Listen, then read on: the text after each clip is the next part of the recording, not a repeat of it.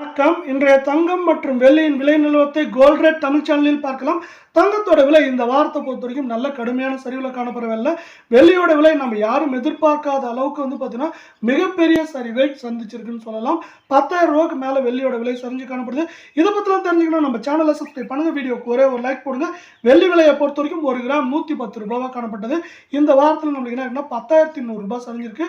இன்னைக்கு ஒரே நாளில் 1 கிராமுக்கு 10 பைசாவும் 1 கிலோவுக்கு 100 ரூபாய் விலை சரிஞ்சு 1 கிராம் 180 ரூபாய் 90 பைசாவும் 10 கிராம் 1099 1 கிலோ 1,09,900 ரூபாயா காணப்படுது. வெள்ளியோட விலை மேற்கொண்டு இந்த வாரத்தில் சரியறதுக்கான வாய்ப்புகள் அதிகமாக இருக்கவில்லை.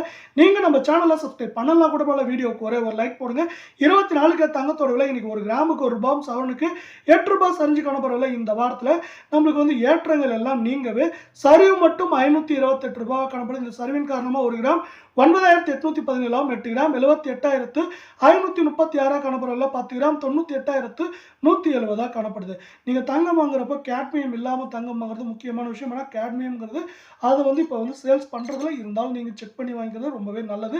இதே வேலை அடுத்து 22 தங்கத்தோட விலையை பார்க்கறதுக்கு முன்னாடி நீங்கள் மீண்டும் நம்ம சேனலை சப்ஸ்கிரைப் பண்ணலாம் கூட போல வீடியோக்கு ஒரே ஒரு லைக் போடுங்க.